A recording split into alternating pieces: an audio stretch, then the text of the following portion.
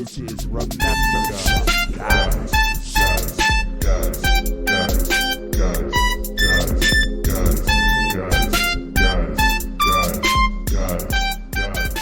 I prefer really not to speak. If I speak, I'm in big trouble. And I don't want to be in big trouble with Remember That Guy, the show where we mine our memories for nuggets of nostalgia about peripheral players, past and present. Hey there, folks, it's me, noted soccer expert James Diaz here with you once again, and we have an incredibly special guest for you this week. The person who should not speak. Please introduce yourself. You know what? I'm actually not the person who should not speak, but I am his assistant, Rui Faria. You know, I'm the one who gouges out people's eyes on the sideline so he doesn't get in trouble because I'm the one getting in trouble. You know, I got to protect Jose. It's a much more valuable ally for us to have. We need a troublemaker because what a crazy World Cup there yesterday, guys. So glad that Argentina pulled it off and made me look like a genius. Definitely no sad trombone noise after me here. I thought the part where Mbappe didn't score was really crazy. I didn't see that coming. I'm not going to say anything. I refuse to go along with this. Well, okay, if you don't want to talk about the amazing World Cup that happened yesterday, Xavier, what is making memories for you right now? So I have surprisingly not talked much about the New York Madison Square Garden teams this year because it's been a bit of a slow start. But they are both on 5-game winning streaks, which makes me happy.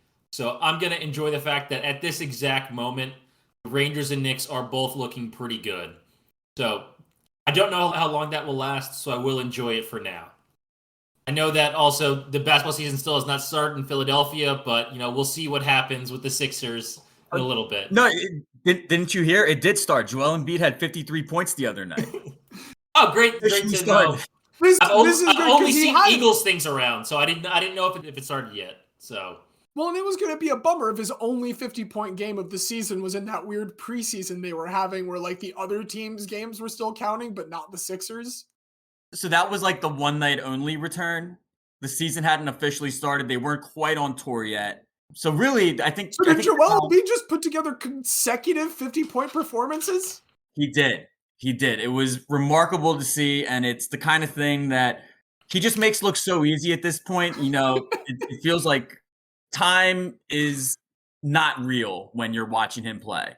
It just alters all your perspective. So, no, he's been amazing. The Sixers are actually on a 3-game home winning streak.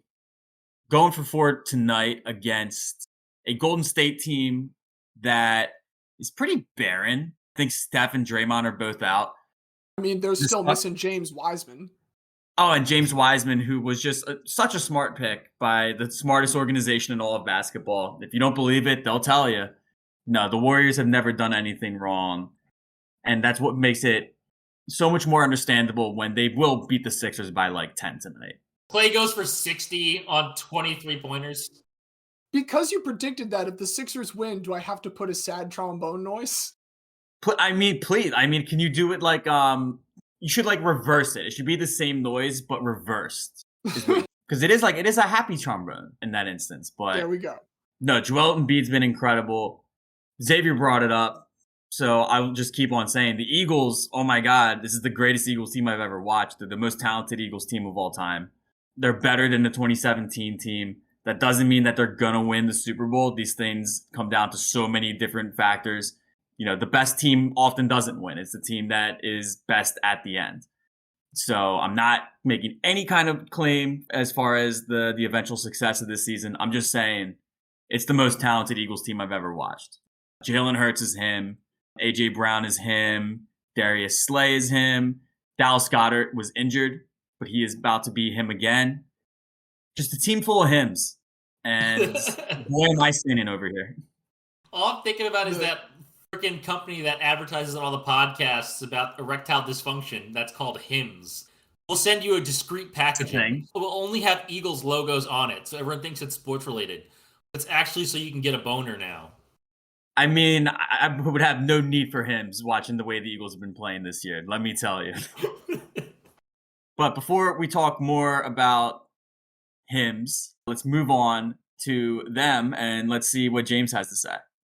I'll tell you what's making memories for me, because here's the thing with our special programming next week. This will be our last Making Memories that'll come out in 2022. And so it is my solemn duty to make a final report from the front line of 2022's biggest story. We got one more butt buzzing update. Let's go. Oh my God. All right, so when we last checked in, Hans Niemann had filed his giant lawsuit against Magnus Carlsen and chess.com CEO, and also Hikaru Nakamura, who was the other chess grandmaster who had been streaming on Twitch and made some comments about potential theories about how Hans Niemann might have cheated, retweeted some things about it. So Hans Niemann is not doing super well with this lawsuit, unsurprisingly. The number one thing is Hikaru Nakamura in particular is take my name the fuck out of your mouth. Sentence that I enjoyed the absolute most from the entire thing. I read through quite a bit of this motion.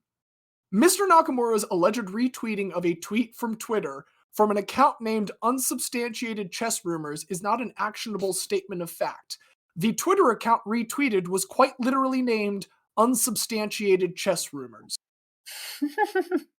That's pretty good. It's not Adley Rutschman's big tits, but it's a great name. Carlsen and chess.com have also filed jointly to get this case dismissed. They're basically saying Hans Niemann tried to curate a reputation as the bad boy of chess. He tried to make that his outward appearance, tried to capitalize that. And now, in quotes, he wants to cash in by blaming others. Lawsuits and dismissals are flying, and it is all going to come to a head. Unfortunately, we will not know until 2023 how it goes, because there's one final big tournament this year. This is a tournament I only just learned about this week. It is the FIDE, which is the International Chess Federation. It uses the French name, much like FIFA. And it is the Rapid and Blitz Championships taking place in Almaty, Kazakhstan, during the regular last week of the year that they always take place in, from December 25th to December 30th. All three of Hans Niemann, Magnus Carlsen, and Hikaru Nakamura will be at this tournament. It is possible, based on the bracket, that Hans Niemann and Magnus Carlsen could end up in a match against one another. Carlsen has publicly said he will not play in a match against Niemann. He did not say that specifically about this tournament, but he said before if he gets matched up with him, he's not going to play him. So we could see some drama one final time in this last week, and I want to make sure that you all know to be on the lookout. The biggest story of the year is not over yet, and I would be remiss if I did not make sure that you were all aware of that. I am very excited to see what happens with that, because this has been such a long-running story. I just hope that it's not an anticlimactic ending. After all the butt buzzing and all of the drama, if it just ended with, we decided we can't really figure anything out, so these two just will never never play chess against each other again. It was a slip of the tongue there, because I will wait to see if either of you have another thing to say. I think Diaz wants, but I do have something else I wanted to bring up real quick. Diaz, what were you going to say? No, I just love that slip of the tongue, because holy shit, this is the pay-per-view event that we need. Boxing has been trending in a more entertainment kind of direction. We're going to put together a big event. Let's make the Jake Paul Canelo fight happen so that we can finally see that beautiful knockout. And then these two with one of the greatest rivalries of the 21st century. Let's be real. In terms of the drama, both of them being at the height of their games. Let's get them in the ring. If you're not going to solve it on the chessboard, let's solve it in the boxing ring. It needs to happen. Okay, I'm glad you said that, because that is what I was trying to talk about. Because this past weekend, Ludwig, the YouTube streamer, content creator, hosted a massive chess boxing event that myself and Caitlin and good friend Matt Mahan were all watching pretty much all night on Sunday. And James, not all night, but also James. For anyone who does not know what chess boxing is, it's exactly what Diaz described, where two competitors have 2 minutes to do a round of chess, and then they punch the crap out of each other.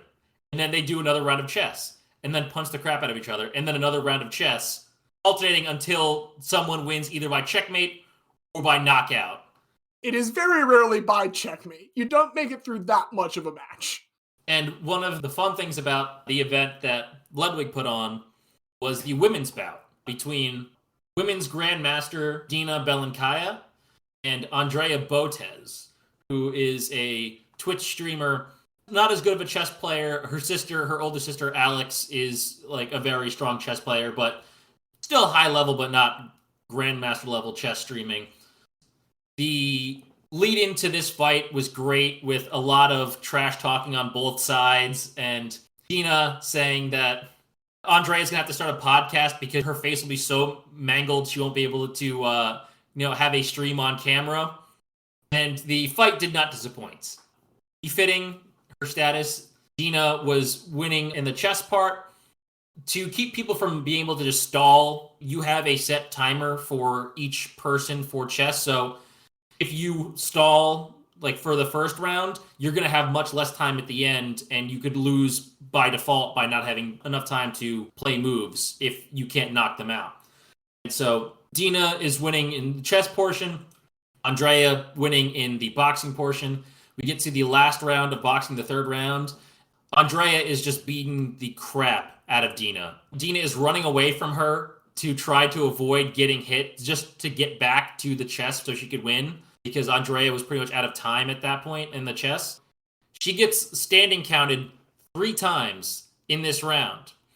By rule, the last standing count happened with 1 second left in the round. And by rule, it should have been a TKO with 1 second left in the last round of boxing. But the ref missed it, and Dina went on to win seconds later at the start of the last round of chess because Andrea ran out of time. So they had to review it.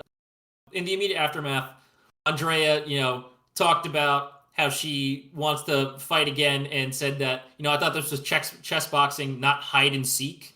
The trash talking was excellent. But the day after, Ludwig had to post that after reviewing the fight and talking to chess boxing officials, Andrea should have been awarded a TKO for the standing count. They weren't going to take the win away from Dina because they played out the fight and she won in the chess, but they did give Andrea a second belt. Andrea, to her part, is like, no, I just want to go beat her up again. Let's just do that part. But it was well worth the watch. It's all on YouTube. I highly recommend watching it. There was, I think, 9 bouts. The women's bout was definitely the best, but there were a couple other really good ones for people to watch. And so, yeah, chess boxing, very fun. I knew it was a thing. I did not know that this was a specific pay-per-view event that had already been organized or on Twitch. The thing is, Ludwig is friends with Magnus, so I don't think Magnus probably wants to get punched, but he could possibly do it. We'll see what happens. Wants to, at the very least, punch Hans Niemann at this point. So he could probably be talked into it. Like you said, it's been a long-running story. And speaking of long-running, it was my category this week after my successful conquest of our tribunal last week. And I wanted to talk about really the one kind of sport that I, at this point in my life, feel like I can relate to the most, even if on a much smaller level. And that's endurance sport. I think there's something very interesting about the mentality of people who take on these typically solo events and just have to deal with not only their competitors, but the difficulty of that kind of isolation. I want to talk to the two of you in particular about the last great race. Now, that's a term, you can throw it around a lot, but if I'm saying it in this context, it's going to be referring to when it was coined by a British sports reporter, Ian Woolridge, in 1978. That is when he got sent to North America, the frozen wasteland of Alaska, and there he witnessed a running of the Iditarod Trail Race. Like someone called Balto. Well, so, Iditarod was related to that. It had been running for a couple years at this point. This is the closest race in the history of the Iditarod. It's an incredibly good one for Ian Woolridge to witness. And while he's there, he crosses paths with the person that is probably going to become the most complete of a competitor the sport has ever seen. However, it's not one of the competitors from that 1978 race. It is a child of one of those competitors who's going to go on to become, might I say, the last great racer of the Iditarod. This is the story of a guy named Lance Mackey. That sounds like a sled dog racer name. It is a sled dog racer ass name. You want to know what his dad's sled dog racer name is? Dick Mackey. Ooh, I was going to say like Pete Mackey, but that was close. It's Dick Mackey, and he is a part of the first run of the Iditarod. While sled dog racing has obviously been a thing for thousands of years, about 7,000 to 8,000 for indigenous peoples in the Pacific Northwest and in the plains of Canada and America, it didn't really become a widespread competitive sport. It was kind of dying out as a tradition in a lot of ways in those mid-1900s when a guy named Joe Reddington gets with this one woman named Dorothy Page. Dorothy Page in the 60s wanted to set up a centennial celebration for Seward's Folly, the purchase of Alaska from Russia. They get this idea, okay, we'll do a sled dog race. We'll do this trail from Anchorage to Nome that is most famous for being the trail that in 1925 was used to transport a large amount of antitoxin to Nome during a diphtheria outbreak. This is later dramatized in the movie Balto. Reddington wants to use this to revitalize sled dog racing, to go through all of these towns. These are towns of like 50 to 500 people that it's going to be stepping through. Dorothy Page eventually kind of falls out of the picture of this, but in 1973, Joe Reddington, along with several others, including Dick Mackey, have the first running of the Iditarod. This is 1973. Dick Mackey doesn't win. Dick Wilmarth does. Dicks all the way down. Too many dicks. Too many cooks. There's too many dicks. I did check. Unfortunately, those are the only two dicks, but there are two very prominent dicks. It's too many dicks. 20 days after they leave from Anchorage, they reach Nome. Among the people that celebrate when Dick Mackey arrives there is his 3-year-old son at the time, Lance Mackey. Lance had been born June 2nd, 1970 in Anchorage, and this is his, obviously, first Iditarod experience. It's everyone's first Iditarod experience, but his first sled dog experience you could technically count as being April of 1970, because that is when his 7-month pregnant mother, Kathy, competed and finished in 4th in the North American Women's Championships. As soon as he could hold a sled, his dad had built him his own before entering his first youth competition, wins it with what people are already describing as like a psychic connection to the dogs. Kid looks like he's a natural. During this whole time, Dick is also continuing to compete in the Iditarod. He competes in every year from 1973 until that 1978 race. As I mentioned, it is the closest Iditarod race ever. Wearing the lucky number 13 bib, Dick is, over the last 10 miles, starting with about a 2-mile lead. This is just as they're coming into the outskirts of Nome. He's going to do the little like trail that actually goes through the city, has some tight turns and stuff. He's got that 2-mile lead over Rick Swenson, not Dick, unfortunately. Rick Swenson, over this 10-mile stretch, just goes balls to the wall, gets neck and neck as they get into the city. And actually, Rick crosses the finish line first. But Rick had a 6-dog sled team, and Dick Mackey had an 8-dog sled team, meaning his dogs crossed the line first. And the race organizers did decide his sled was the victorious one by a single second, the narrowest margin in Iditarod history. Wait, I don't understand that.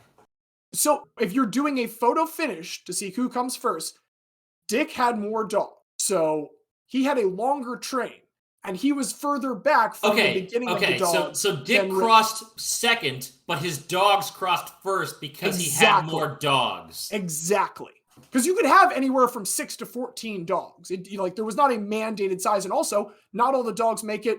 They don't die often, but they are often like left at camps because they're getting injured or something. All right, I got to rewatch that Cuba Gooding Jr. movie to see what else I don't remember about sled dogs. Don't worry. I'll tell you plenty about sled dogs because this is a family affair for them.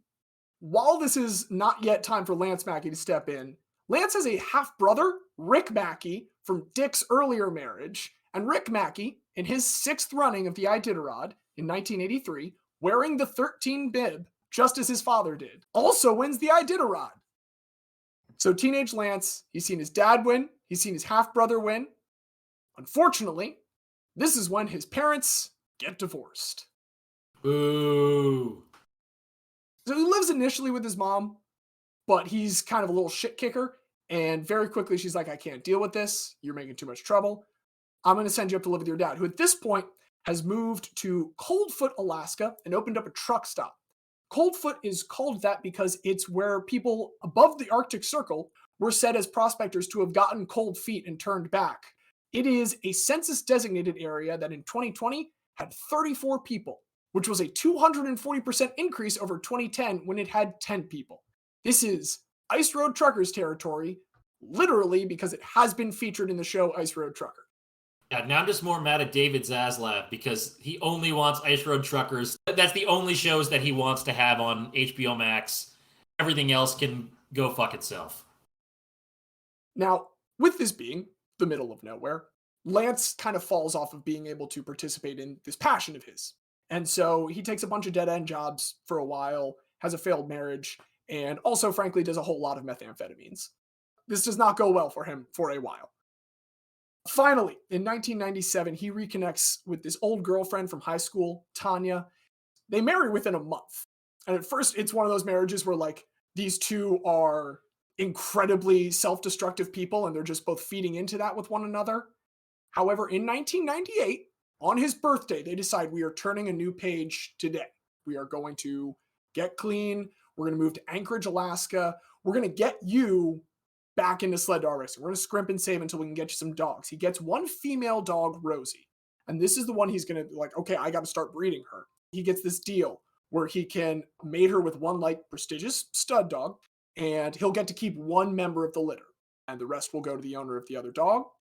This dog that he gets in 2000, Zorro, is the most important dog to his entire career. He's going to be a major lead dog, and Xavier, he is a major sire dog. Zorro is a dog that fucks. He's a dog that fucks, yes! So, Zorro is on the team when in 2001, Lance Mackey runs his very first Iditarod. He's going to finish 36th out of 57, a pretty good first showing. However, that only wins him $1,000 and the belt buckle that everyone gets for it. Things also turn a little bit worse during that because Lance Mackey didn't have necessarily the best oral hygiene as someone who has done a lot of methamphetamines. In particular, as he got towards the end of the race, there was one night he was eating some meat and he literally just cracked a tooth and just like destroyed one of his teeth. And he was like, oh, that's worse than usual. That's not good. He pulls into Gnome at the end and falls into Tanya's arms, basically like decrepit. He's like, I need to go to the hospital. Turns out that he has throat cancer. Jeez. So they immediately start a surgery and chemotherapy regimen. They also find out during this time he has something called Raynaud syndrome. It's the blue fingers, right? Yeah, it's basically like almost permanent frostbite. Eventually, his left finger is going to get so bad. He goes to a doctor. He asks him to amputate it. Doctor says like, no, I can't do that unless there's something wrong with it. So he says, okay, do you want to see me like bite the end of this off right now? Because that would hurt less than it just hurts. The doctor's like, okay, no, hey, let's not get crazy. But why don't you go to this other doctor down the street that I can refer you to? Lance says he walked into that guy's office. He saw the doctor had 2.5 fingers on one of his hands. He's like, oh, sick. This is my guy. We're set. This guy will chop a finger off for me. And he does get that finger voluntarily amputated. He is continuing to try and get to the Iditarod, going through all of this, which is fucking phenomenal. But he's not doing particularly well.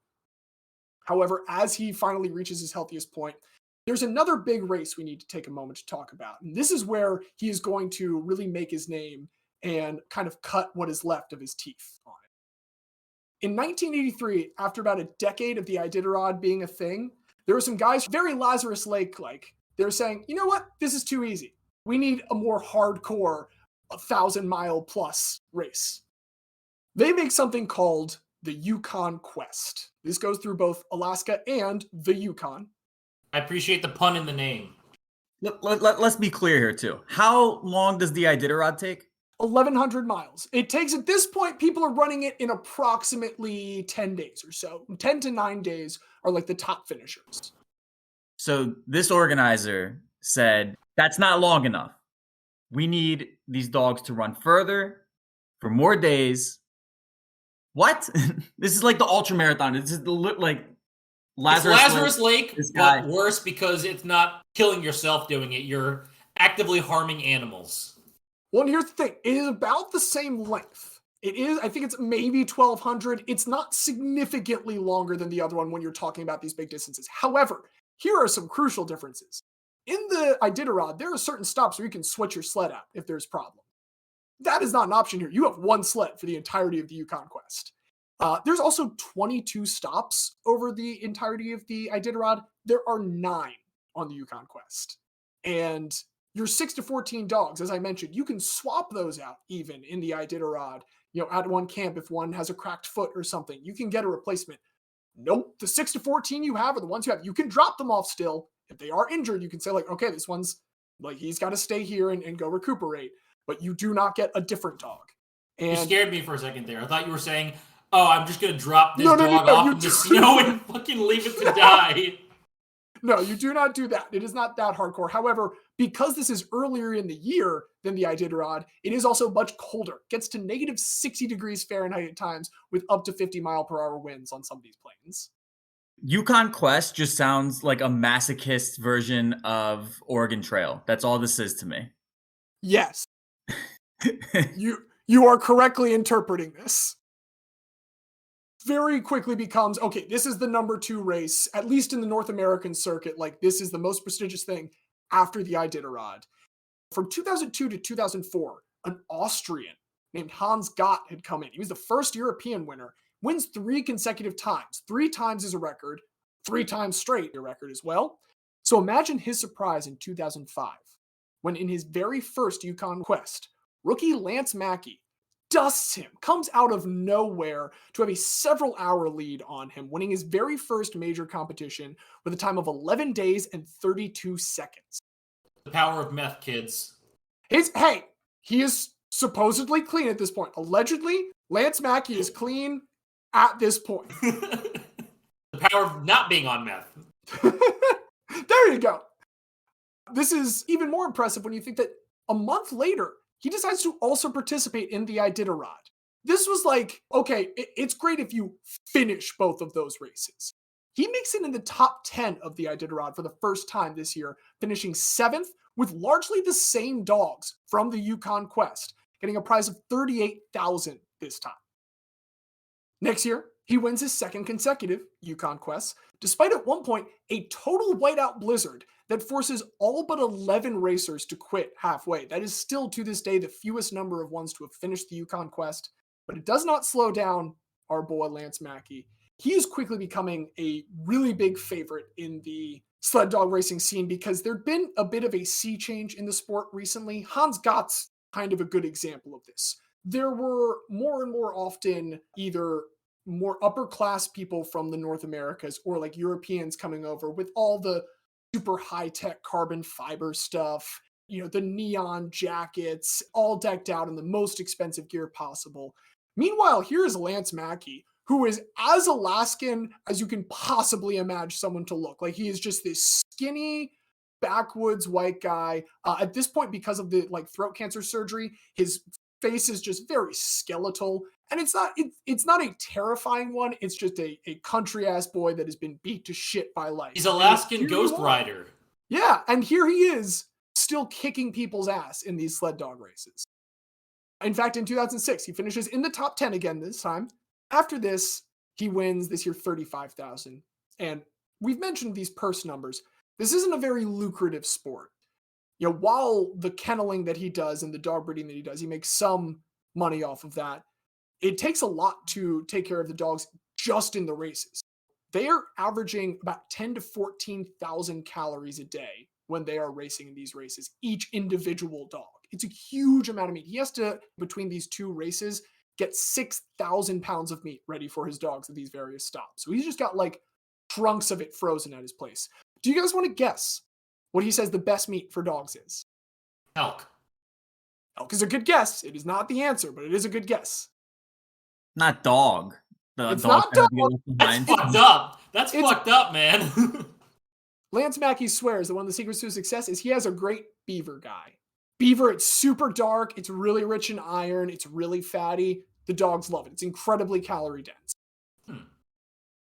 So in 2006, when it's registration time, he camped out for days because he wanted to be the first person registered. That is because 2007 is going to be his 6th running of the Iditarod. And if you remember, Dick and Rick Mackey, he wants to make sure he's wearing that 13 bib this year. He does get the 13 bib. And 12 days after his 3rd consecutive Yukon Quest victory, Lance goes out and with 13 of the same 16 dogs that just raced, and he tears through the Iditarod, goes through another 1,000 miles. These dogs in 40 days run over 2,000 miles, 100 of which in the Iditarod, by the way, is on a broken rail on one of the sleds. 9 days, 5 hours, 8 minutes, and 41 seconds after they take off from Anchorage, they cross the finish line in Nome. He breaks into tears as he is just overwhelmed by emotion. He's congratulated by then Governor Sarah Palin over the phone for his immense accomplishment. He has become the first ever person to win these two competitions in the same year. People were already like, it's insane that you're doing well in both of these. And now he has won them both. 2008, he goes to the Yukon Quest. Now he's tied at this point Hans Gott's record of 3 straight. Lance Mackey does not want to settle for that tied record. So he does go ahead and win a 4th consecutive Yukon Quest. Now he decides, you know what's better than winning back-to-back? Winning back-to-back competitions in back-to-back years. And so he goes out and for the 2nd consecutive year, this time against Jeff King, who had won in 2006 as his main competitor. He has some legendary shithousery in this. Both of them do to some extent. Jeff King early on is riding just behind, playing his iPod speaker as loud as he possibly can just to mess with him. Lance pulls into the last major stop. He goes, lies down, closes his eyes with all of his dogs. Jeff King a little bit later gets in. He says, all right, Lance is taking a nap. I can afford to take a little bit of a nap here. Lance Mackey was sleeping with an eye open. And the second he sees Jeff King fall asleep, he bursts out of that stop as quickly as he possibly can, and it wins him. His 2nd consecutive Iditarod. For the 2nd year now, he has won both of these major competitions. Fantastic gamesmanship. He's a competitor because Jeff King has faster dogs. He knows he has faster dogs, but it's both that shithousery and he talks about very often when he would get to the hills. That's when just the coordination between not only the dogs themselves, but him and his dogs, that connection that he's had since he was a little kid. They could always gain on those hills because they were just the more disciplined, more connected team, even if they weren't always necessarily the fastest. Some tragedy, however, does strike this team later that year in April. Zorro is pretty old at this point. He's for a race dog. He's like 8. So he's getting towards the end of his career. And late in the race, he is actually resting in the sled when a snow machine comes out of nowhere and crashes into the back of the sled. That is, by the way, for anyone not from Alaska, what they call snowmobiles. I'm glad you clarified because I thought you meant like a plow or something. No. So it is a snowmobile.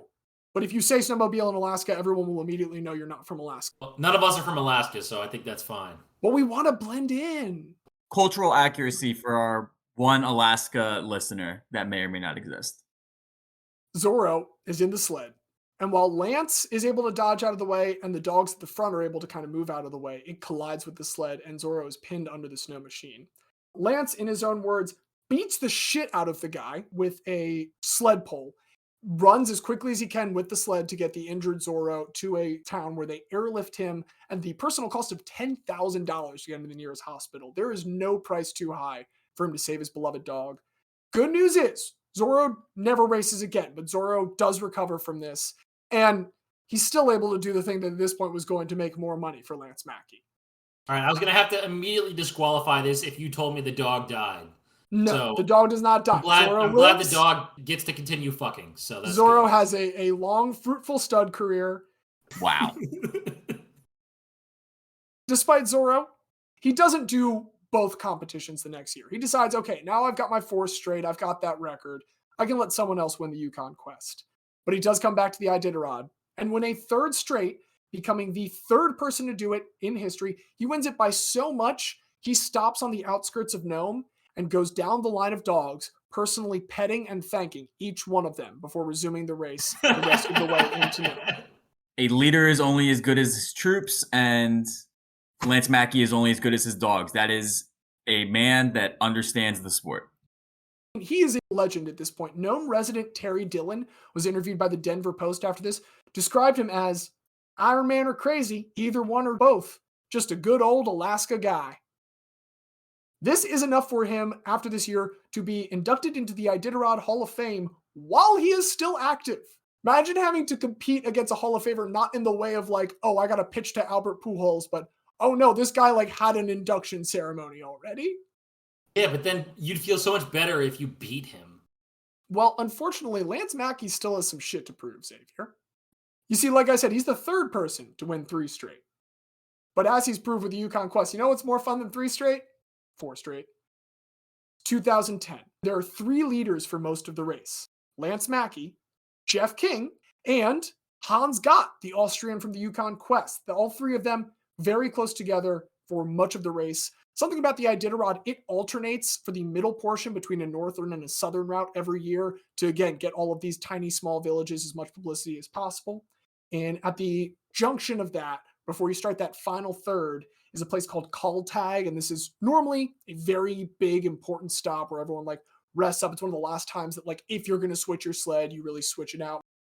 Jeff King comes into this lead and he takes a rest, and Lance Mackey simply does not. Continues on through the night until the next stop much, much further down, at which point he's built a lead that he just never surrenders. And with a personal record of 8 days, 23 hours, 59 minutes, and 9 seconds, he becomes the second ever person to finish under 9 days, the 5th to win 4 total times, and the first ever to win 4 straight Iditarods. Lance Mackey appreciates your applause. That is the peak of his career. We are going to talk about the denouement now. There's a couple different reasons that he starts to fade away. A big one is many of his early best dogs were starting to age out. Another one is his body is entirely ravaged. In fact, he has no salivary glands at this point because of the throat cancer surgery. So in one of those races when he'd been really thirsty, he tried to just like scoop some snow into his mouth. He almost suffocated because you can't melt the snow without saliva. So like he's at a disadvantage being out in the wilderness at all times. But maybe the biggest thing is the vicious financial cycle if you start not doing well. When he won his very first ever Iditarod, do you want to guess how much money he won? $69,420. Diaz, if you had stopped at the hundreds digit, you would have been absolutely correct. It is exactly $69,000. I got so excited for a moment that you were going to get it right on the money. I pushed it too far. Too greedy. I pushed it too far. That's Icarus flying into the sun if I've ever seen it. His first 3 years, 69,000. Already by 2010, because of the great financial crisis, it's all the way down to 50,400. So still winning first place has taken a huge financial blow. And the next year, he still like does pretty well. Finishes a little bit more than 9.5 days, but he drops all the way to 16th for the factors that we listed. And so he only wins 12,600, which is now a pittance compared to what he needs to get to just maintain this sporting lifestyle. And the next year, while finishing in 22nd, in some ways is nice because he gets $6,900. That is not a very nice amount of money in terms of like solvency. How much is he selling breeding rights for, though? It's a niche market. Like dog breeders can't necessarily pay for that much. So while that's funding him, like the sport as a whole, unless you are one of the best, is incredibly difficult to maintain a financial standing in. And one of the best means finishing the top 10 consistently. And he started to just not be able to do that anymore and takes a little bit of a break, comes back in 2019, and he finishes in 2019. That's his last official finish because in 2020, he gets a urine sample that does test positive for methamphetamines. Oh, no. He had fallen off the wagon. This is a little bit eerie because it's the second week where I have found an article written about a guy years before like things may have taken a darker turn where they give a quote that really kind of alludes to things maybe taking a darker turn later on. In 2010, he spoke to ESPN, and the very last line is a quote from him: "I could pretend to be so tough only so long." At this point, he has fallen off the wagon, and later on, the throat cancer will return. And I am sad to say that he did pass away this year, a couple months ago, September 7th, 2022. So it is the late Lance Mackey. I called him the last great racer. That's maybe not entirely true. There are still some titans of the sport right now. There's a father and son team, Dallas and Mitch Seavey, who from 2012 to 2017, pretty much as soon as Lance Mackey fell off, won all 6 of those between the two of them. Jeez. In fact, in 2012, Dallas became the youngest ever winner. And then in 2013, Mitch became the oldest ever winner. So that father-son team, they actually now beat Lance and Dick for combined wins by a father and son. If you throw in Rick, I think it's still tied at 6-all. So you can say family-wise, they're still tied. But they've at least tied that record. Hans Gott actually went back and won a 4th Yukon Quest. Dallas and Mitch have also crushed all of the time records for our boy Lance. So he doesn't hold as many of those. The only ones he does hold still are the 4 straight, both the Yukon Quest and the Iditarod. But beyond that, he is still the cultural symbol of this sport to a lot of people. In 2015, there was a documentary made about him called The Great Alone. Also made, in addition to the Iditarod Hall of Fame, the Alaska Sports Hall of Fame, and got an asteroid named after him, 43793 Mackey. I hope that asteroid never comes anywhere near us. It won't. It's just going on a long run completely alone in the vast frozen wilderness of space, very appropriately. Mackey doesn't have a lot of the records anymore, but he is the most kind of beloved figure in this sport for everything that he went through, to the point where the last image I want to leave you with is a famous picture in Alaska that is taken of a truck, maybe one that was passing through Coldfoot at some point. And maybe that's where it kicked up some of the dirt that was on the back, where someone used their finger to write out just one phrase. This picture shows that phrase saying, "Superman wears Lance Mackey pajamas." As Terry Dillon said, Iron Man or crazy, either one or both. Just a good old Alaska guy. I would love it if that guy actually did not have any sort of accent whatsoever. And I'm just him making it up. Yeah. Yes. Well, what an Alaskan accent, I guess, would be similarly adjacent to Canadian. It'd be Sarah Palin's accent, just like on a guy that's a little bit poorer.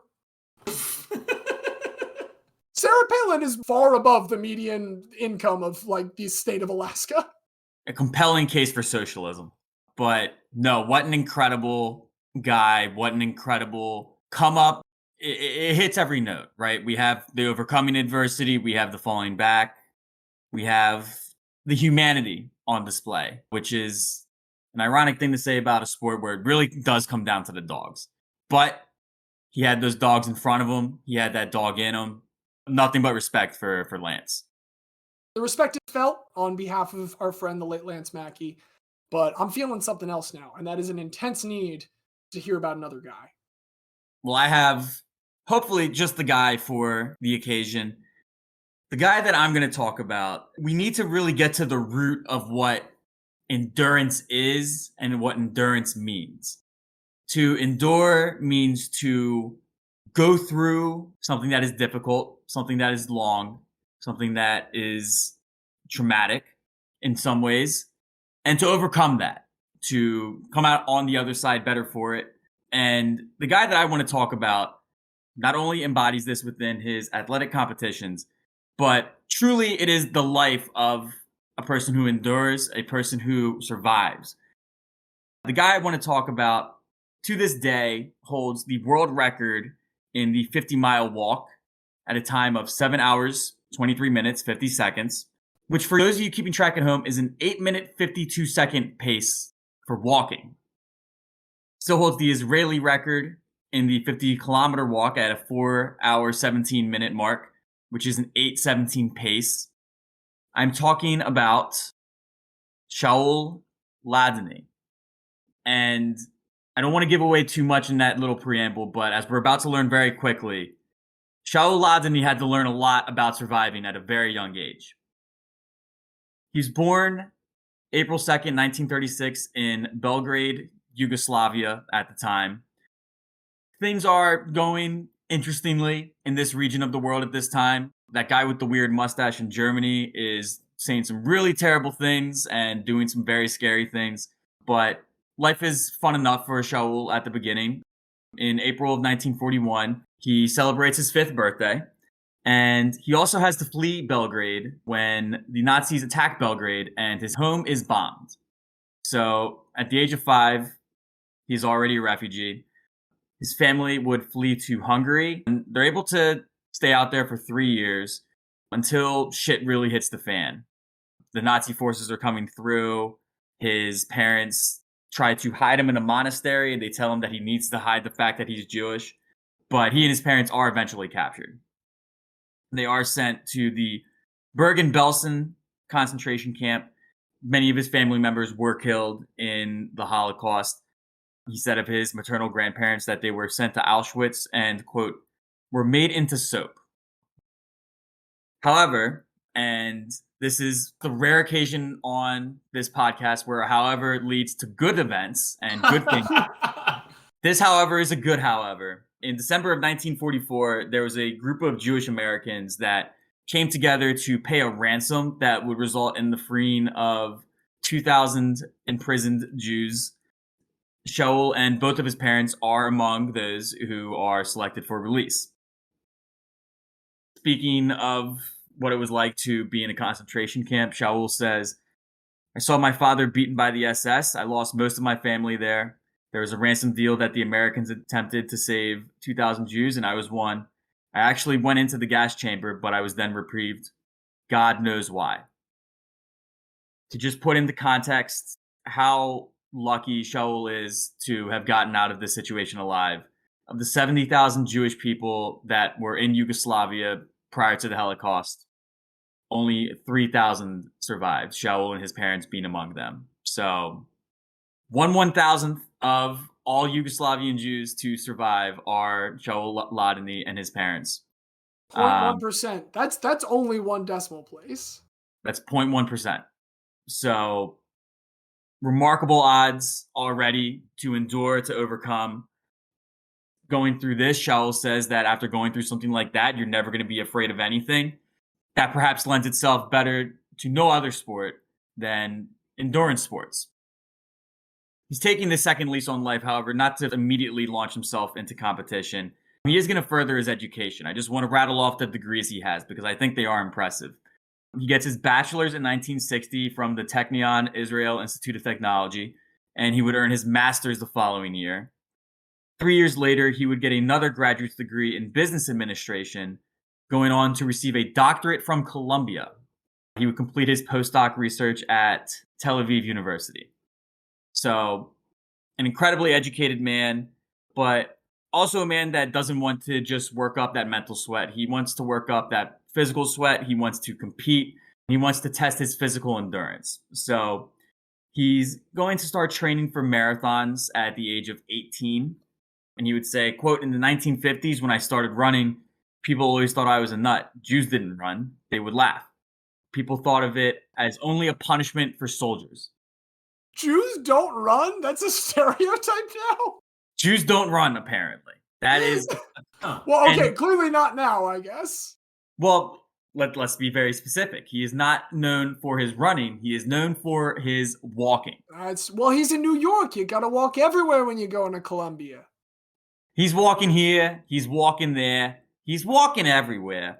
And the early 1960s is when Shaul is going to decide that this marathon training thing, he's able to compete. He's able to finish marathons. He's able to do respectably, but he wants to contend. So in the early 1960s, he chooses to switch from marathon running to race walking. This is a good point to take a brief aside to let you at home who are wondering, what is race walking? Race walking is a very specific type of race. There is one foot that must always appear to be in contact with the ground at all times. I emphasize appear.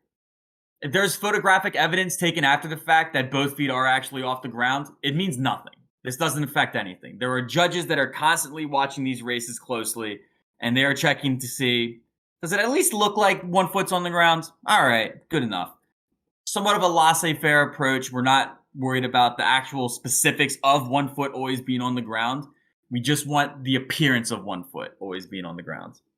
Favorite things about this incredibly silly sport. I had no idea you were bringing this one up specifically and learned about this maybe 2 weeks ago. As long as you trick them into thinking you're walking, it's fine.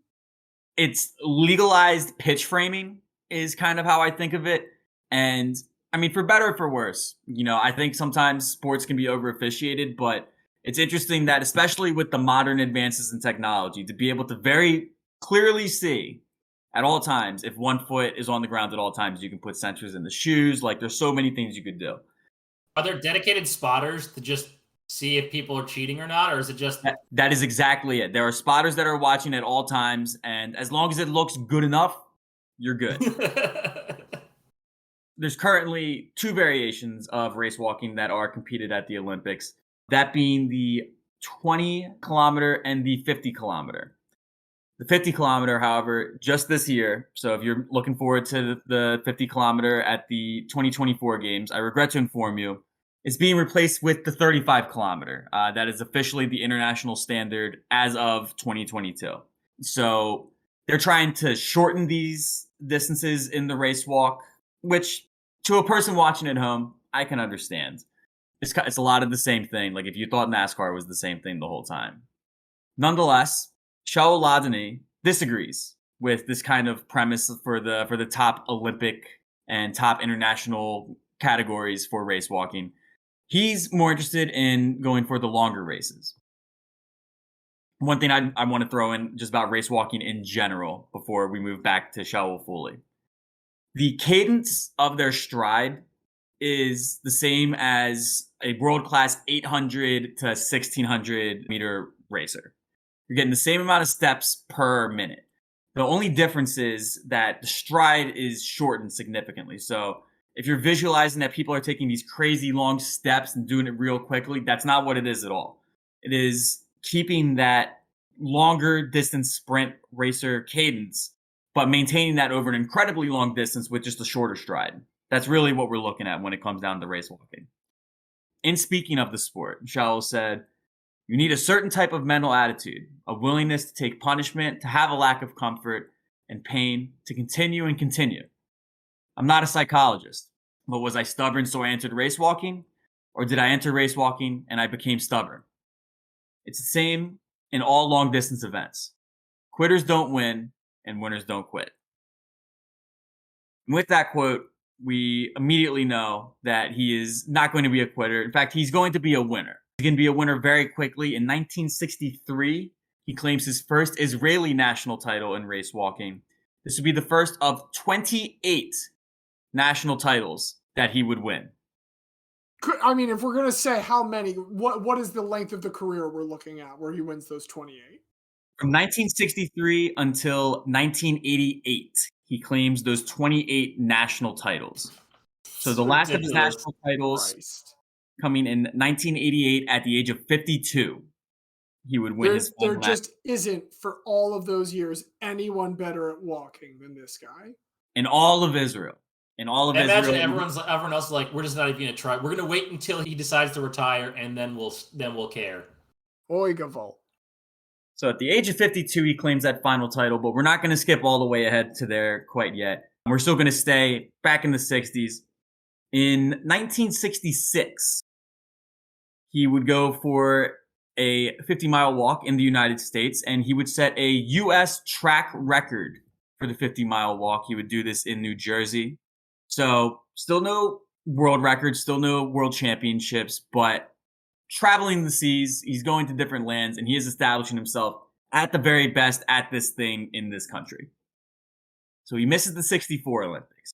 But in 1968, Shaul competes in his first Olympics, this being the Mexico City Olympics. And something that is notable about his participation in these Olympics is that he did not have a coach. If he had a coach, he may have been better trained in the high altitude that is in Mexico City.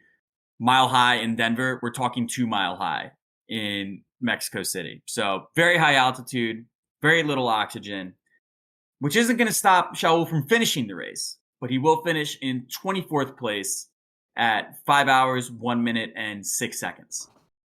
Otherworldly. But yeah, as you said, 24th place. 24th place, unfathomable. What's that pace? So it's a 50-kilometer. Time you said I can figure this. 5 hours, 1 minute, 6 seconds. Yeah, I mean, that's almost exactly 10 kilometers an hour, which is going to be 6.2 miles an hour. Good. So just under a 10-minute pace. Wonderful math. If there's like a teacher's bell or like a gold star sound effect that we can do. So doesn't finish on the podium or anything like that. But Shaul's not concerned about getting a medal. He's concerned about setting world records. So in the lead up to the 1972 Olympics, he's again going to stretch this back out. 50 kilometers isn't long enough for him. He wants to go 50 miles. And in early 1972, he does claim his first world record in race walking. He's going to do that 50 miles in 7 hours, 44 minutes, 47 seconds. This shatters the world record that had stood since 1935. So 37 years later, the record is absolutely obliterated.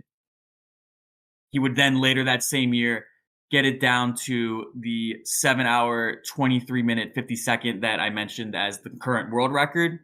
That record stands to this day. So he smashes the world record and then shaves another 24 minutes off of it because why the fuck not? We now go to the 1972 Olympics. These being the Munich Games. I don't like where this is going. This has already been like a pretty depressing personal We life. know that he makes it to at least 1988. This is true. He makes it to 1988 at the very least. When he first gets there, Shaul is being almost a little cheeky with the press. The local German reporters commended him on his fluent German, and he immediately responded, "I learned it well when I spent a year at Bergen-Belsen." He was asked if he hated the Germans. He said, "I don't say I have to hate Germans, of course not the younger generation, but I have no special sympathy for the older generation who have been accused of what happened in the Nazi period." Notably, Shaul goes as the only male member of the Israeli track and field team. In the lead up to his race, he would wear the Star of David on his warm-up jersey. Again, just he wanted to show to people that, yes, I am a Jew, I am here in Germany, and I survived. In the 1972 50-kilometer race walk, Shaul Ladany crushes his time from Mexico City. He's getting down to 4 hours, 24 minutes, 38 seconds, which would still be 7 minutes slower than the best that he did in training, and this would only be good for 17th place. But he goes to Munich, he competes, he finishes.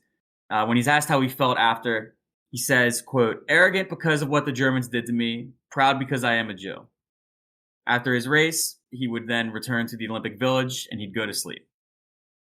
The following morning is September 5th, 1972. This is the day of the Munich massacre. Palestinian terrorists would break into the Israeli team hotel looking to take the Israeli delegation hostage. They would first capture and kill Moshe Weinberg, who was the wrestling coach. Speaking of this morning, Shaul would say, "Early in the morning, somebody wakens me. I open my eyes, and that's when my roommate from the Mexico Olympic Games says, 'Get up. Moni was just killed by Arab terrorists.' I knew him as a joker, but that sounded too serious, so without thinking much, in my pajamas, I went to the entrance door of the apartment, opened it, and looked around. I have seen guards from the village, and they were speaking to somebody that was standing in the entrance to apartment number 1. I've noticed his dark skin and the hat, and I listened, still without being afraid or thinking that something is very dangerous for me. And the guards are asking the permission to let the Red Cross enter apartment 1 and provide some aid to a wounded person and the man. The man would refuse. They said, 'Why should you be so inhumane?' And the man replied saying, like either, 'The Jews or the Israelis are not humane either.' At that point, I understood that something is going on, and I closed the door." So this is apartment 1 that he witnesses this in. Apartment 2 is where Shaul is staying. He immediately finds a back exit that would leave him in view of the terrorists, but he believes would at least give him a clear cut to the rest of the Olympic Village. So he gets out of there, and he, in fleeing from the second apartment, led the terrorists to believe that there was nobody left in the second apartment. There were people left in the second apartment, but they did not bother going there as a result of that. He runs to Feel get a help. little bad if the guy that's like the fastest walker in the world left a bunch of people in the apartment and they got capped. So I'm glad that his walking away very, very quickly did pay off for other individuals. That's good. Well, he does say that he ran this time, so he's not using his world expertise in Unfamiliar territory for him. Very risky. He does get out of there. They do not believe that there are any other hostages left in the second apartment. So the people who were there do survive. He runs to get help. He first runs into the American coach, Bill Bowerman. Bowerman would immediately deploy their security team to the rooms of the 2 Jewish athletes, that being Bill Schmidt and Mark Spitz. Mark Spitz is competing at these Olympics. They go to get him security. Ladany is like basically the first person to let anybody else know what's going on and to help spread the word to like get like the massive security down there. And because of his efforts, Shaul Ladany is one of the 5 members of the Jewish delegation to survive. However, Moshe Weinberg and 10 others were killed. What's crazy about this is, and you can imagine the inaccuracy and how crazy details change of developing breaking news stories today. It's even crazier in 1972. The initial reports had Shaul among the dead. He was listed as having been killed. Family and friends assume he's dead until he finally, he hears the news that he's dead and he's like, wait a second, I'm that guy and I'm not dead. So he corrects the news and he says that like the gravity of the situation never really hit him until when he saw his family at the airport when he finally gets back. And they're hugging him and like kissing him as if they had seen a ghost, is how he describes it. And in effect, yeah, the news had spread that he was dead. You're not going to really believe that he's alive until you see him with your own eyes at that point. And thankfully, obviously, Shaul does make it back to his family. This September was the 50th anniversary of the Munich massacre. He returned to Munich wearing the same team blazer that he did in 1972 in honor of the lives lost and to commemorate the occasion. After all of this, you can imagine the Israeli track and field authorities want him to take some time off. They want him to rest, recuperate. Holy hell, you just went through this crazy thing. Shaul wants no part of that. Shaul says, survived the Holocaust. This was like bad. Don't get me wrong, this is bad. But again, as he said earlier, once you go through the Holocaust, nothing's really going to scare you much. Everything's better than that. Everything's better than the Holocaust. So he says, forget all that. And he's actually going to go compete in the 1972 World Championships for track and field in the ultra long distance walking. So 50 kilometer is not the longest event. The 100 kilometer is the longest event that they're going to have be competed. He's going to go ahead and he is going to earn his gold medal in the 100 kilometer walk with a time of 9 hours, 31 minutes on the dot, just months after having led the efforts to help some survive the Munich massacre. Insanity. And mind you, he would still win 16 more Israeli national championships after that. Within this time, he would also win the U.S. championships 6 times from 1973 to 1981. He became the first person ever to win both the American Open and the American Masters in the same event. He would repeat this feat in 1977 and in 1981, by which time it had become a 100-kilometer race. So again, pushing 50, still just out here winning competitions like it's nothing. The 1972 gold medal in Switzerland would be his only international gold medal. But again, just continuing the world tour, he would win the Belgian national title. He would win the South African national title. Really just trying to manifest destiny his ass all over the place and claim their lands as his for being the best in race walking. Not to wade into anything too contentious, but being associated with a country that has maybe been described as having some colonialist overtones and this overall attitude towards collecting infinity gems of every country's national championship, seems a little on the nose. He's certainly getting around. Nobody can dispute that. Obviously, he can't compete on a elite level for all ages forever, but race walking is really Shaul's identity at this point.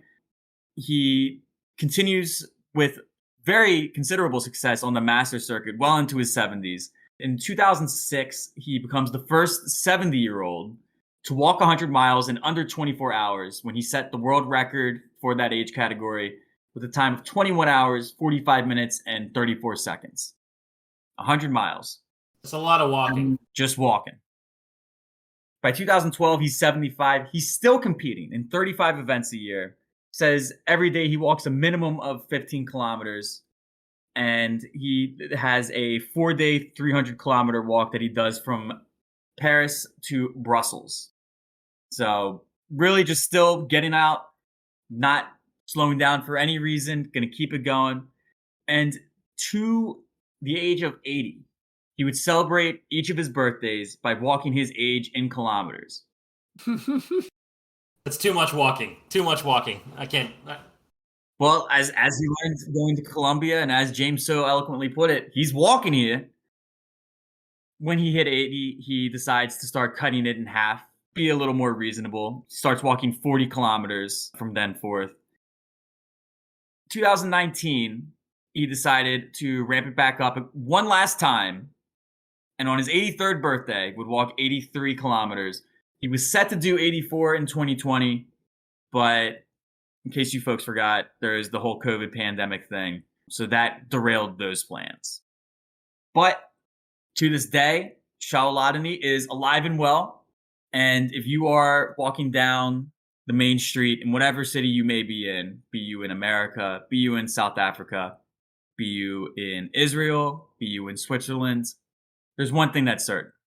You better look over your shoulder. And you're going to say, who's that guy walking there? And that guy walking there is Shaul Ladany. Long walks cannot stop him. The Holocaust cannot stop him. The Munich massacre cannot stop him. Terrible Dustin Hoffman accents can't stop him. He's just going to keep walking right through him. Shaul Ladany, a key figure in the reason why the Munich massacre was not totally shit. And yeah, I firmly believe a guy. A guy, and definitely not a goy. Definitely not a goy. It was a very serious and at times depressingly somber story about maybe the least serious and somber sport in the world. I mean, there's a Seinfeld joke to make there, I think. Larry David could get on that. Well, Xavier, on perhaps less of a serious and somber note, I'd love to hear what you have. Yeah, mine's definitely less somber. I can tell you that. So it's better than the Holocaust. You know what? I'm not going to say that. But I'm going to say my guy did not experience the Holocaust. And as far as I know, has never had any sort of personal tragedy along that level. So, we've talked about endurance dog sledding and endurance race walking. So what else is there? How about endurance motorsport? I want to talk about Mr. Le Mans himself, Tom Kristensen. I was thinking as I was starting today talking about Lance Mackey, man, why didn't I talk about someone that does Le Mans? Thank you so much. So Xavier. Let's get into it. There's no better person to talk about for Le Mans than Tom Kristensen. So born on July 7th, 1967 in Hobro, Denmark. Hobro is a small town in northern Jutland, and it's more well known for producing cyclists. It's produced multiple Olympic-level cyclists despite being a very small town, but a young Tom preferred a different wheeled mode of transportation. So Tom grew up around cars and racing, as his dad was a racing driver, and he also owned a gas station that, he operated whenever he wasn't dragging Tom and the rest of the family around to his events.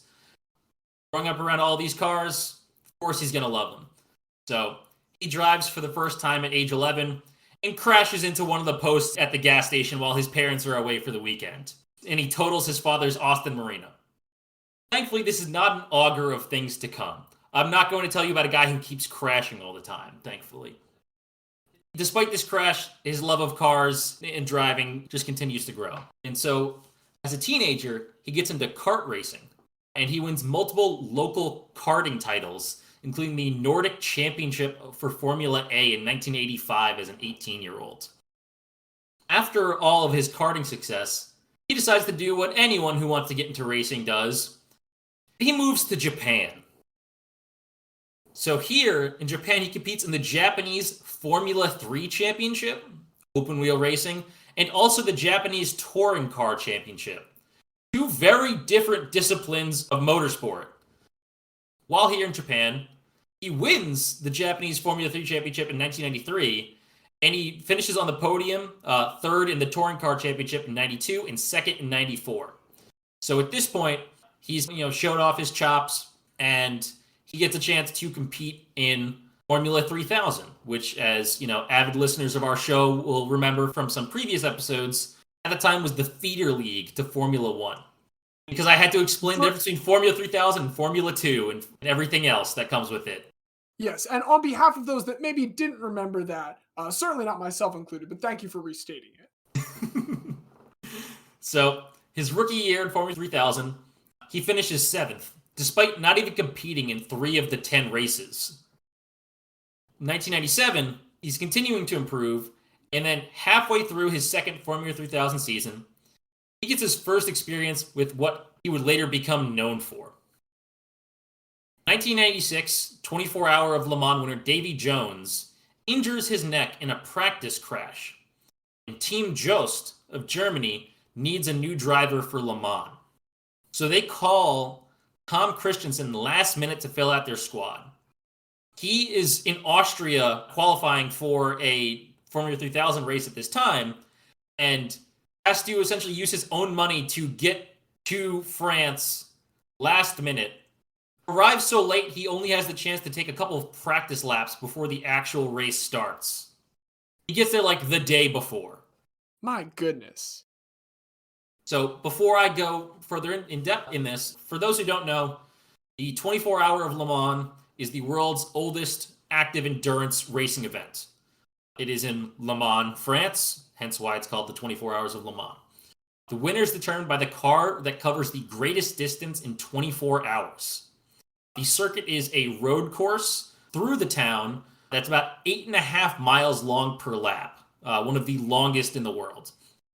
Speeds can reach up to 227 miles per hour in the straights. Because of driver safety requirements, teams are almost always made up of 3 drivers. There are very rare cases where if you juggle things perfectly, you can do 2, but it's not great for safety, so pretty much every team is made up of 3 drivers. Tom steps in last minute for Team Jost, joining Michele Alberto of Italy and Stefan Johansson of Sweden. And they win by 1 lap, completing 361 laps and beating Team McLaren. Tom puts up the fastest lap of the entire race with a blistering 3 minutes, 45 seconds, and 68 hundredths of a second. 68 thousandths of a second, I should say. So, first ever start, comes in last minute, and he wins. Despite the success, Jost did not keep him as a driver because he was just a replacement for injury. But Tom was kind of hooked now. So he moves to Team BMW because he still wants to compete in Le Mans. 98, this new team doesn't do so well. 99, they're doing great. And then there's a gearbox error and the car ends up crashing out near the end of the race. I mean, are you able to replace your car if stuff happens, or is it like you only have the one? You only have the one, and the whole purpose of the endurance race is you're trying to get as far as you can while also keeping the car in working order. So you can do some minor repairs, but you can't do anything major, on the car. And especially like if you're out for so long, there's no real even attempt to do major repairs because by the time you get back in it, it's pretty much over. But Tom does have some success with Team BMW. Also in 1999, he decides to participate for the first time in the 12 Hours of Sebring. This is one of the other 2 races that makes up the unofficial Triple Crown of endurance racing, along with the 24 Hours of Daytona. So Sebring is a middle of nowhere town in south central Florida. It is pretty much an hour and a half from Sarasota, an hour and a half from Orlando, an hour and a half from West Palm Beach. There's nothing there, but it is considered one of the best prep races for the 24-hour of Le Mans because the conditions are so awful that it's a great chance to really put your team to the test. We found this really shitty spot in Florida that's like the worst possible conditions we should have for a race. Yeah, and it's one of the biggest, like I said, it's one of the 3 races of the unofficial Triple Crown of endurance racing along with Le Mans. So it's not as prestigious as Le Mans, but it's either second or third with 24 Hours of Daytona.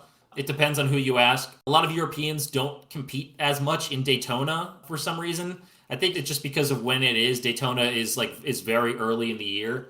But a lot of the Europeans who do compete in Le Mans, they will also compete in Sebring. Tom competes in Sebring. And of course, he wins it on his first try. They actually tie with Dyson Racing at 313 laps completed in 12 hours, but they had covered further distance on their last lap to win by tiebreaker.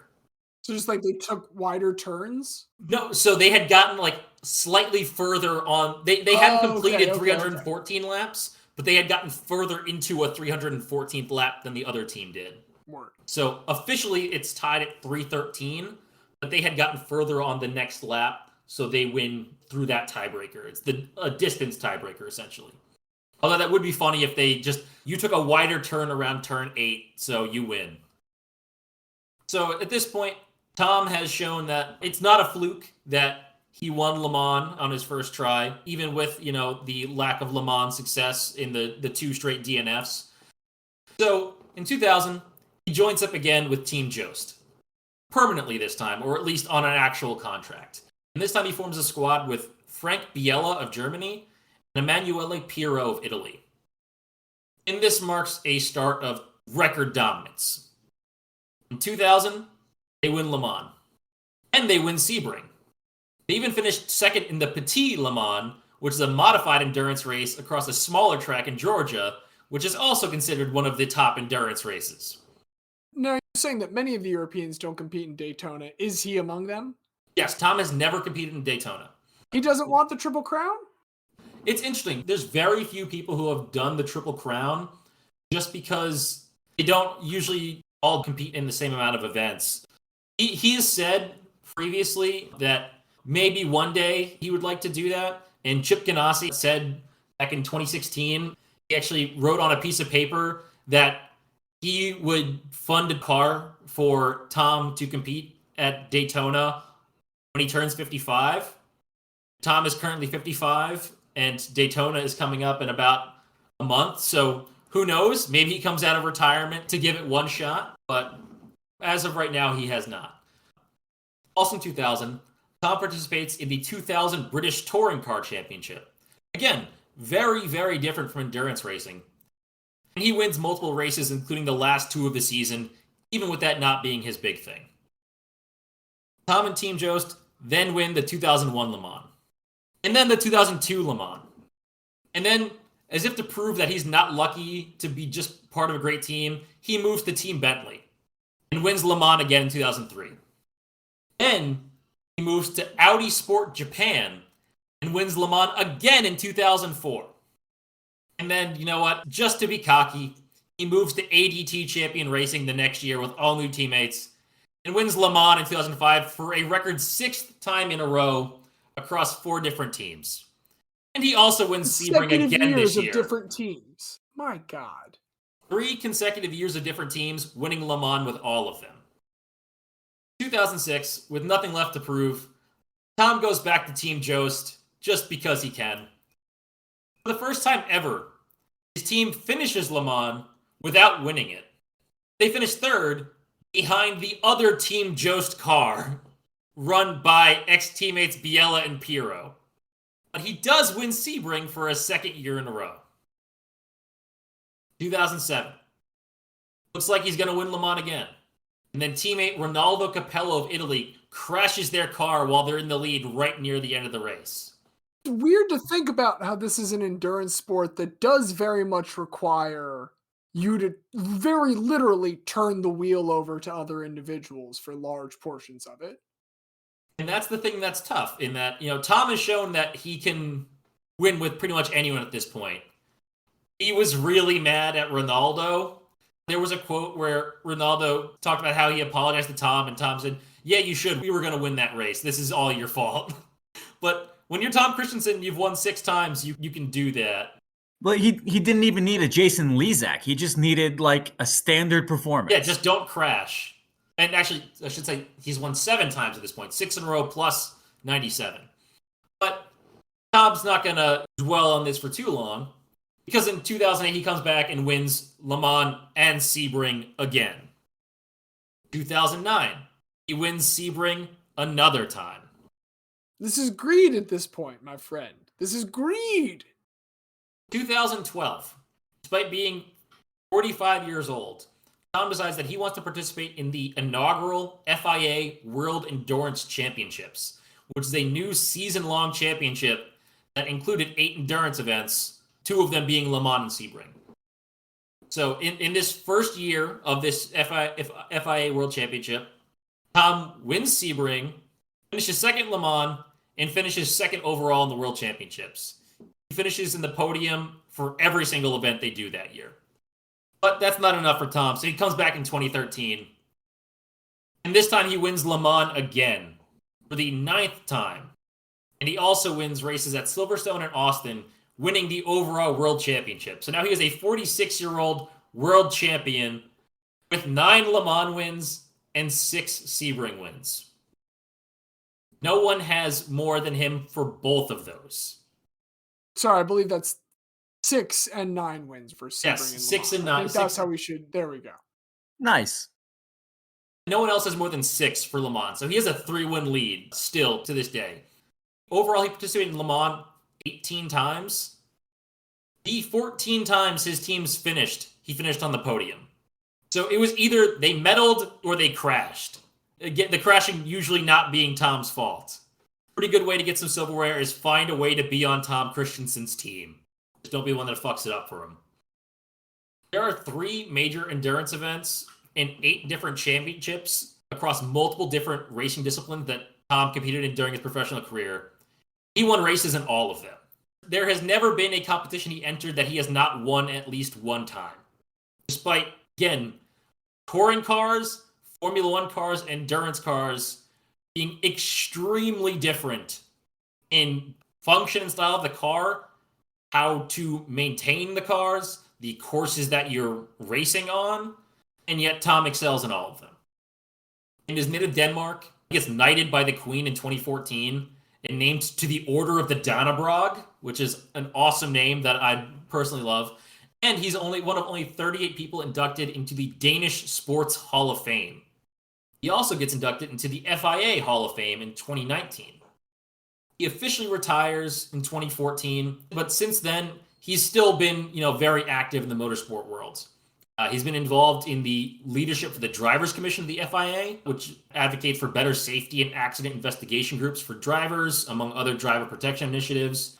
He was just named the ambassador/grand marshal for Le Mans for their centenary celebration next season. So he's going to be the guy to, do all the festivities beforehand and start the race.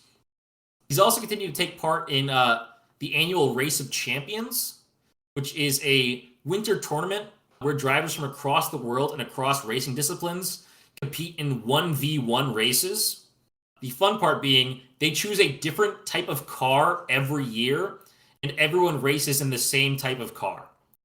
So one year, they're all racing in tricked out Ford Focuses. Another year, they're racing in dune buggies. It's fantastic. And Tom's really good at this too. There's 2 different tournaments in one. There's one for individuals and one that's a pair sport with 2 drivers representing a country or region of the world. So his first year competing in 2014, he wins the Nations Cup section, beating the UK in the finals. In 2015, he finishes second in the individual competition, losing to Sebastian Vettel, who at that point was the greatest F1 driver in the world.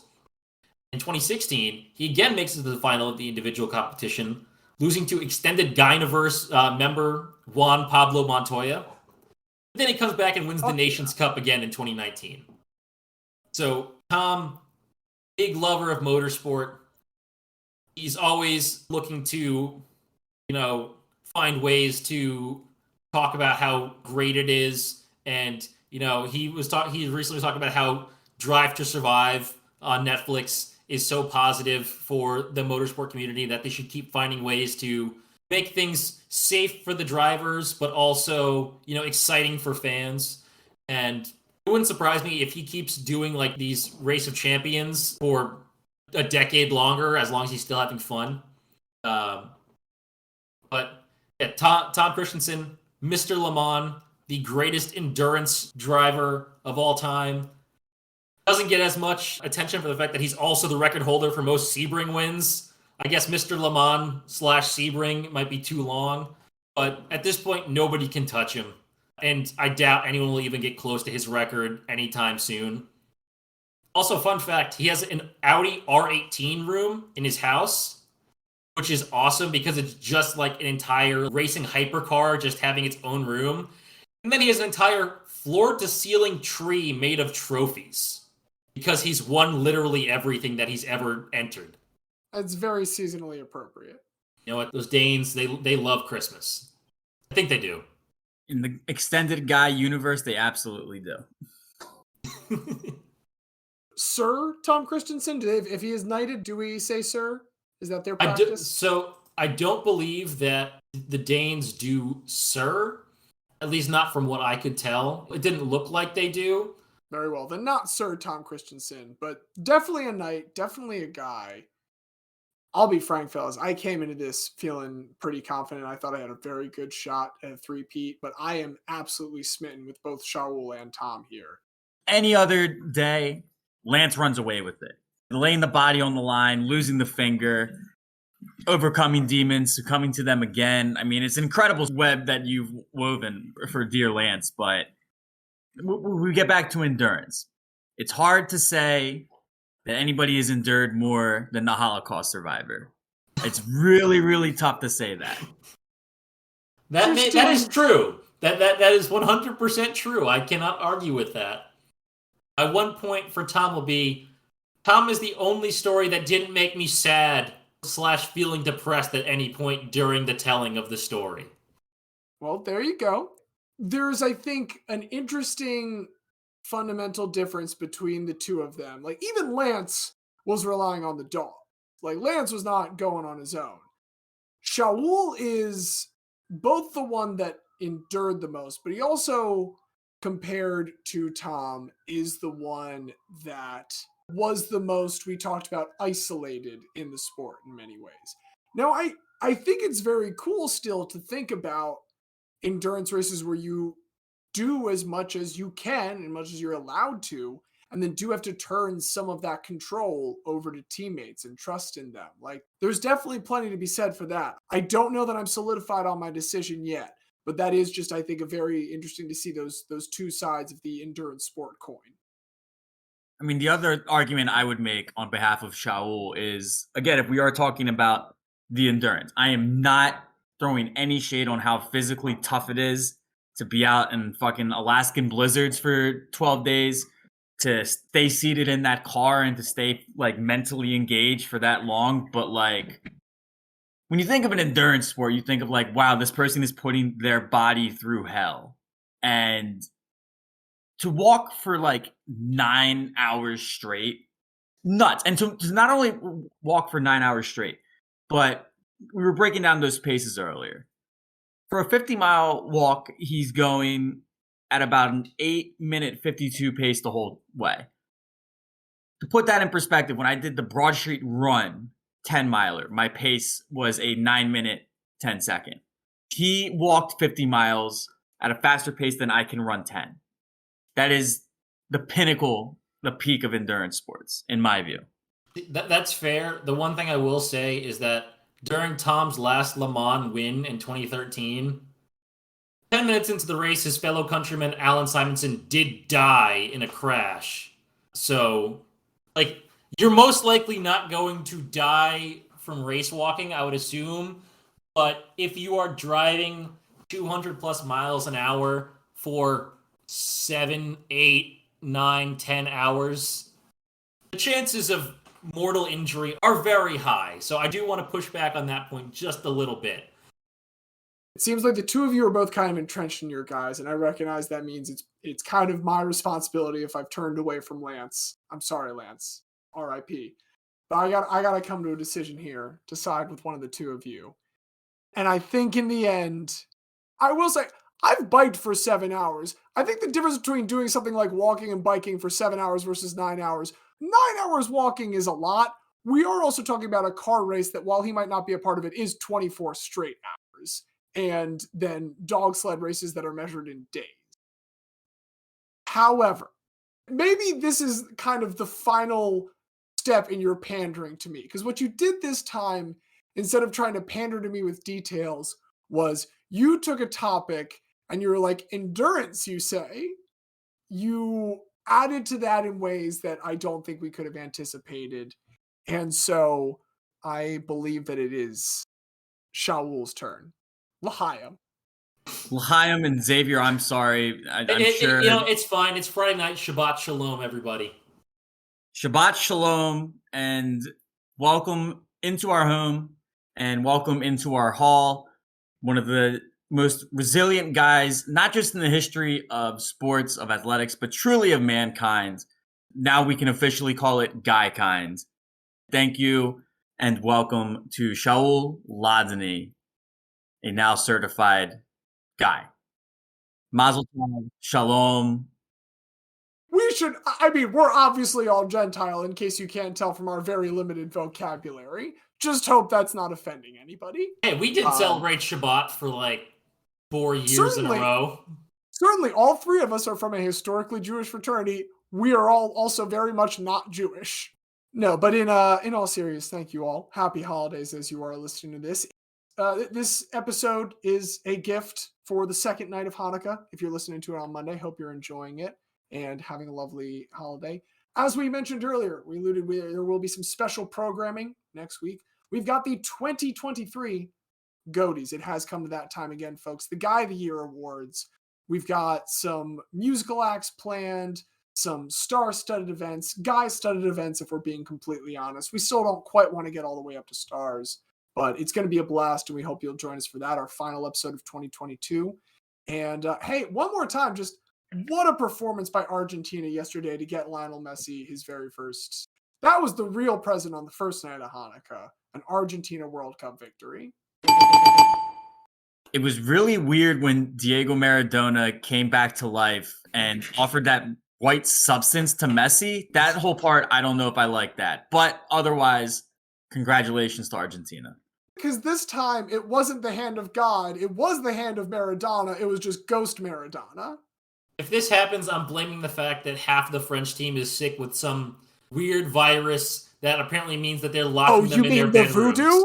Oh, you mean the voodoo, Xavier? I told you all along. It's the voodoo. Argentina's going to win. They locked Adrian Rabiot in his hotel room and said, do not come out because we do not want you infecting other people. And it did not work because another 4 French starters are apparently locked in their hotel rooms sick right now. Well, it didn't work, and Argentina won. And I'm James. Go Morocco in the 3rd place game. I'm very special guest Xavier.